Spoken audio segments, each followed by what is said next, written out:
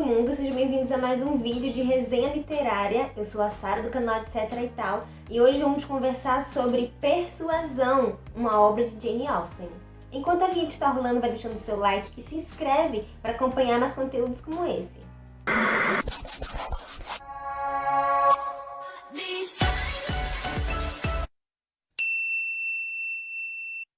A história gira em torno de Anne Elliot, que viveu uma grande paixão quando mais jovem com Frederick Wentworth.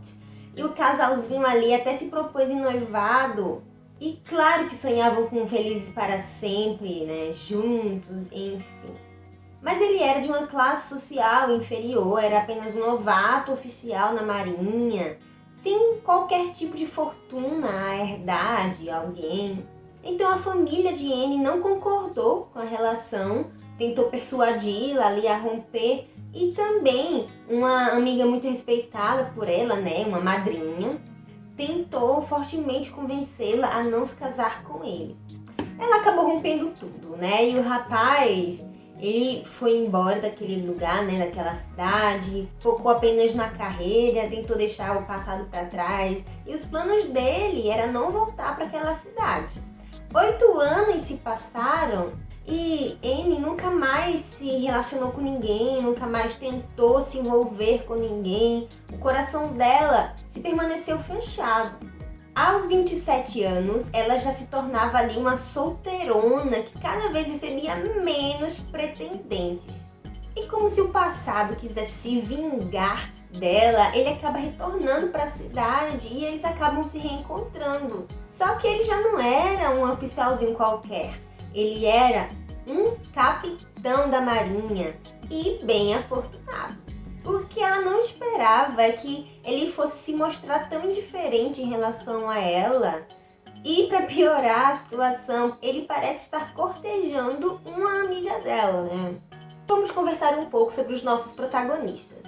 Anne Elliot é de uma família de prestígio e ela tem uma personalidade muito equilibrada, sempre foi muito dedicada à família, né? Ela tem um coração de ouro e ao longo da história nós vamos ver todo o seu sentimento de culpa, né? Seu arrependimento que ela carrega por ter rompido seu relacionamento e principalmente por ter magoado alguém especial como Frederick, né? Mas ela compreendia de certa forma a escolha que ela fez anos atrás, ela não se vitimizava, né? Não culpava a família, tipo assim, como se fossem os vilões da história, porque ela entendia os riscos que ela estava se propondo a fazer naquele momento. Afinal de contas, era uma época muito complicada para as mulheres, né?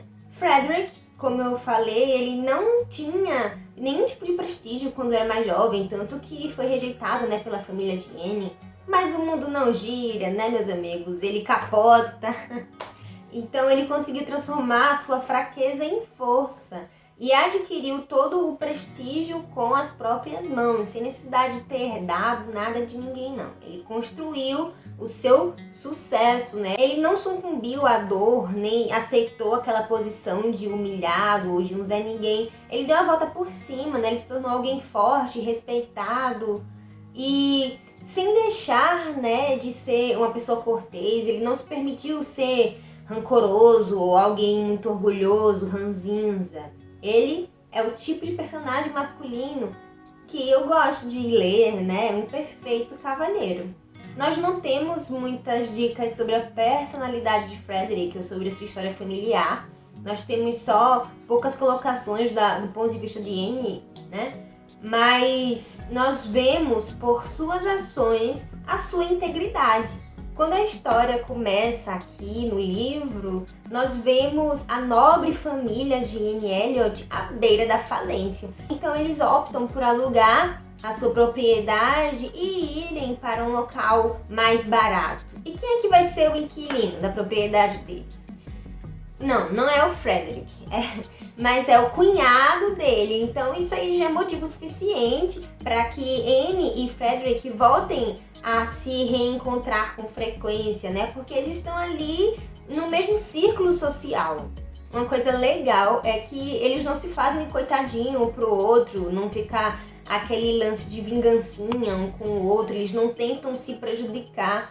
mas eles tentam ser felizes à sua própria maneira, sem interferir na vida do outro. Então eles tentam ali manter uma distância, né? Mantendo apenas aquele contato social ético, né? Por educação, enfim. Eles não tocam no assunto dos dois em momento nenhum. E isso fica ali, né, martelando na cabeça de Anne. Será que ele tem sentimentos por mim? Ele já tá interessado em outro? Que ele tá magoado ainda comigo, né? Então, nós lidamos com essas perguntas, né?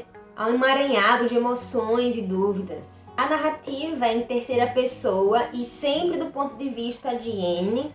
E o livro ele tem 240 páginas, então a trama ela não é tão grande, né? Ela é simples, mas a autora soube elaborar bem. É uma trama que não tem lá muitas reviravoltas, muitas situações chocantes ou impactantes, exóticas.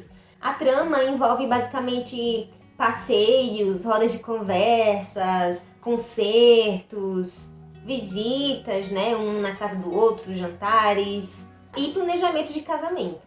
Então talvez algumas pessoas achem parado, mas em defesa, tá? Eu afirmo sim que Jane Austen tem uma escrita que lhe prende e a personagem ela também é bem convincente. Você vai se envolver ali na própria complexidade dos seus sentimentos.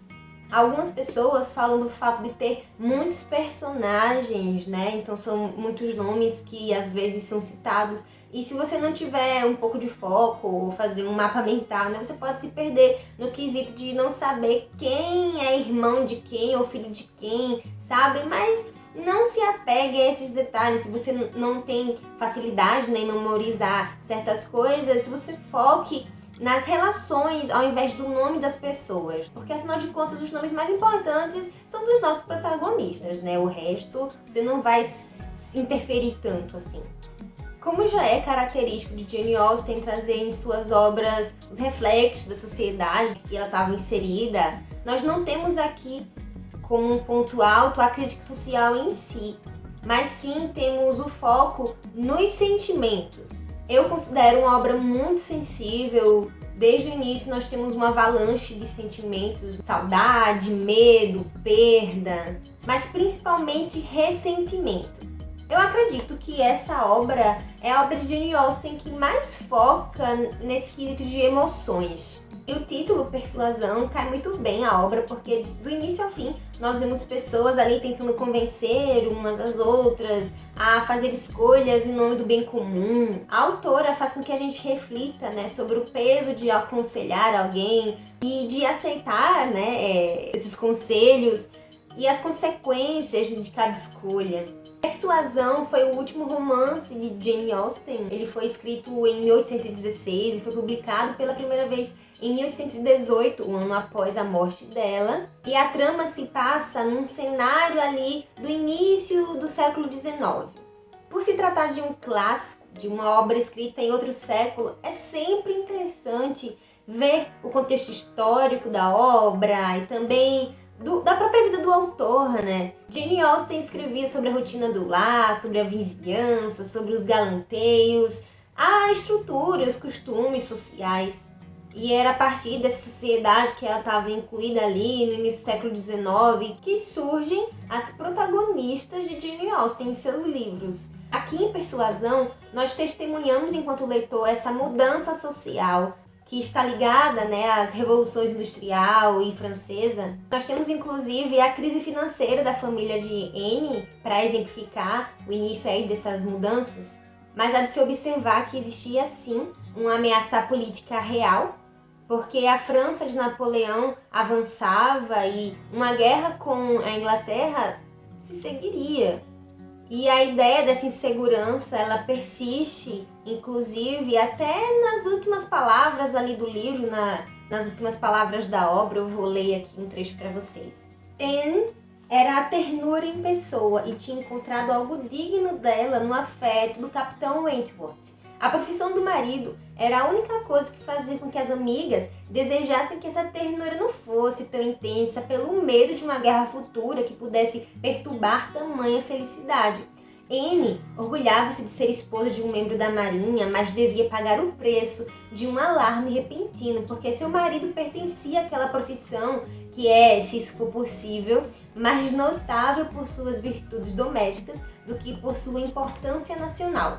Aqui percebemos que até o final feliz não é o tal felizes para sempre, né? Tá mais para um momento feliz, porque o futuro ali estava muito incerto, né? Era realmente real a ameaça de uma tragédia. E mesmo que essa tragédia nunca viesse a acontecer, sempre haveria de pagar o preço de se permanecer em alerta, em aflição. O próprio termo virtudes domésticas se refere ali às convivências sociais, familiares, o próprio convívio no casamento em si. Enquanto a importância nacional dizia respeito ao status de marinheiro, que ainda na época perdia para um título de nobre, né, questão de prestígios e privilégios. Por mais que a sociedade estivesse mudando, mas ainda tinha resquícios dessa mentalidade. Jane Austen sempre gosta de alfinetar em suas obras os privilégios masculinos. Há uma passagem na página 224 que Anne está discutindo ali com um amigo de Frederick sobre amor. E esse amigo de Frederick, ele fica defendendo que os homens, eles sentem mais do que as mulheres, porque afinal de contas, como prova, ele tem os livros em si, né, as poesias que são sempre feitas pelos homens. Mas Anne rejeita totalmente essa ideia e ela defende ali que isso é porque os homens sempre tiveram privilégio na educação. Nossa protagonista aqui também questionava o fato de o homem poder se dar ao luxo de permanecer em luto por amor perdido se ele bem quisesse, diferentemente de uma mulher naquela época que dependia do seu sustento financeiro a uma figura masculina. Então o casamento era algo essencial para que elas se mantivessem, né? Se sustentar dignamente. Há algumas adaptações da obra, mas eu assisti apenas a um filme que foi lançado em 2007 e olha, eu tenho que ressaltar que os atores eles conseguiram incorporar os personagens. Pude ver Anne e Frederick ganharem vida. Eu raramente gosto de uma adaptação e claro que sempre há, né, cortes do livro, uma mudança ou outra, mas eu defendo aqui que eles mantiveram a premissa geral do livro intacta, inclusive alguns diálogos, né, bem fiéis e principalmente a representação daquela pressão. Se você não vai conseguir ler o livro tão breve, eu sugiro que você assista pelo menos o filme para conhecer a história. Eu vou deixar um link na descrição para facilitar, hein? Tô ficando por aqui, eu agradeço sua companhia. Se gostou do vídeo, não esquece o like e se inscreve no canal para acompanhar os próximos vídeos. Eu te convido a me acompanhar no Instagram. Um beijo e até o próximo vídeo.